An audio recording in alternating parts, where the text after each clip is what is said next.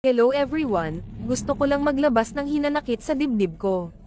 Ganito kasi yon. May dalawa akong anak, isang babae 3 taon gulang at isang lalaki 2 taong gulang. Kasalukuyan kaming naninirahan sa bahay ng partner ko. Kasama yung family niya. Sa umaga, gumigising kami ng mga anak ko para kumain sa baba. Kami lang 3, dahil yung partner ko wala dito. Kasi nagtatrabaho siya. Minsan umuwi naman siya. Ito nga, habang bumababa kami 3, dumiretso muna ako sa CR para umihi. 2-story kasi bahay nila. Tapos punta agad ng kusina para kumuha ng pagkain sa mga bata. Yung bainan ko kasi nagluluto sila ng pagkain kada umaga para ibenta. Baka sabihin yung gumising lang akong kumain. Hindi naman ako makapagluto dahil umaga pa lang nagluluto na sila. Libre na din dun yung umaga namin lahat. Habang nakuha ako ng pagkain, karga-karga ko ang bunso namin. Nang biglang nagalit yung bainan ko na lalaki. Sabi niya sakin, ilagay mo yang anak mo, nakakairita tingnan. Habang kumukuha ka ng pagkain, karga-karga mo yan. Hayaan mo yan umiyak, hindi naman yan nakakamatay. Hindi ako sumagot, nilagay ko ang anak ko sa upuan.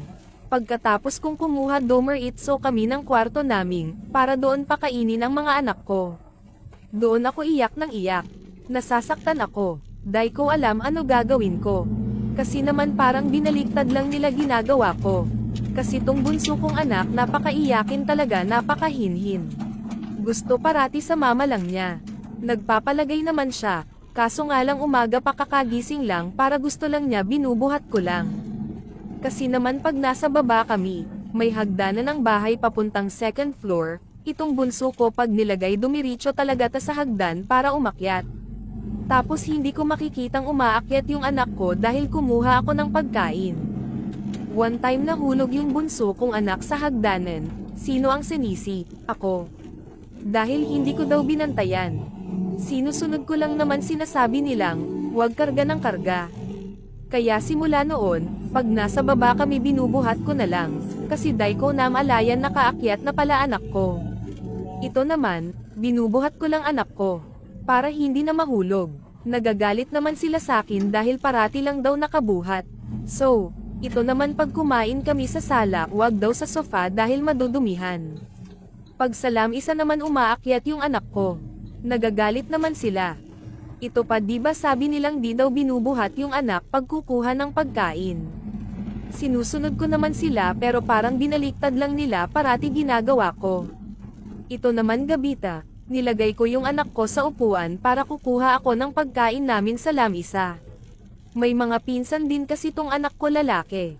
Tapos ito na nga, nilagay ko na yung anak ko, tapos hindi ko alam kinakarga pala siya ng pinsan niya na 8 years old. Tapos nahulog yung bunso kong anak, nagkabukol yung forehead. Syempre sinisi ko yan sa pinsan nila kasi nakaupo lang yung bata, kinakarga-karga. Tapos nakarinig yung bainan kong lalaki. Sabi niya sakin pinabayaan ko lang daw yung anak ko, pabaya daw akong ina. Ang sabi niya sakin parang napapansin niya na dahil ko daw inaalagan yung mga anak ko.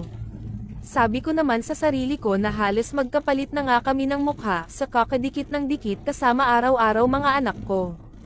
Hindi na ako lamlabas ng kwarto, parati na ako sa kwarto lang. Hindi ko kasi ugali ang sumagot. Kaya mas pinili kong manahik para walang gulo. Pero mas kinakampihan pa niya yung pinsan ng mga anak ko kasi yon ang favorite niya na apo. Nakikita ko naman na favorite niya yon, tsaka sinasabi din ng bainan ko na babae na favorite daw ng asawa niya yung pinsan ng mga anak ko. Ito naman pag pinipilit kong gisingin yung anak namin para kumain, nagagalit sila kasi daw hayaan lang daw na magising tsaka pakainin. Dahil masunurin ako. Hinayaan ko na sila kung kailan sila magigising. Ito na nga, nagagalit naman sila dahil anong oras na hindi pa kumakain yung mga bata. Hinayaan ko lang daw, at nalipasan na daw ng gutom. So ito naman, ako ay gulong-gulo kung anong dapat gawin. Tapos pag kumakain naman yung mga bata, may mga time kasi pinipilit kong marami ang makain nila, napapalo ko. Nagagalit naman sila dahil wag daw pilitin yung bata pag hindi kumain. Kasi kakain naman daw yan pag gusto. So ito naman ako sumusunod. Hindi ko pinipilit na pag-unti lang kinain ng mga anak ko. Nagagalit naman sila kasi daw pabaya ako. Pilitin ko daw yung anak ko na pakainin, parang hindi daw pinapakain. So itong bunso kong anak kaya hindi na siya nagpapalagay sa upuan kasi pinapagalitan nila pag naglalaro yun, at tumatakbo pinapagalitan nila. So ako nasasaktan ako kaya mas piliin ko na lang na binubuhat ko para hindi natakbo ng takbo. So ito naman dahil parati lang kami nasa kwarto ng mga anak ko. Makakalabas lang kami pag may bilhin. Sabi nila, labas daw kami kung minsan. So ako lumalabas naman kami ng dalawa kong anak. Tapos nagagalit naman sila dahil nasa labas lang daw kami nakikipagtsismisan ako sa mga bago kong nakilala. Tapos pinapauwi ako dahil magbantay ng bahay. Ang gulo-gulo talaga kung ano yung dapat kong gawin. Tapos ito naman sinasabihan yung partner ko na ilabas daw kami minsan para daw makapaggala naman, kakain daw sa labas ganon. So itong partner ko sabi niya sa akin sa linggo lalabas daw kami kakain sa Jollibee kasama mga anak namin. Ito na naman ilang araw lang nakakadinig na naman ako ng napakagastador daw namin mag-asawa. Di na lang daw namin ipunin yung pera namin. Gumagawa naman ako ng mga trabaho sa bahay, nagbabayad naman kami ng kuryente, tubig, tapos nagbinigay nam kami ng pera sa bainan namin pag malaki yung sahod ng partner ko. Naguguluhan talaga ako. Iwan ko ba, pag nag-CCR din ako sinasama ko yung bunso kong anak kasi natatakot naman sila sa kwarto kung sila lang dalawa doon.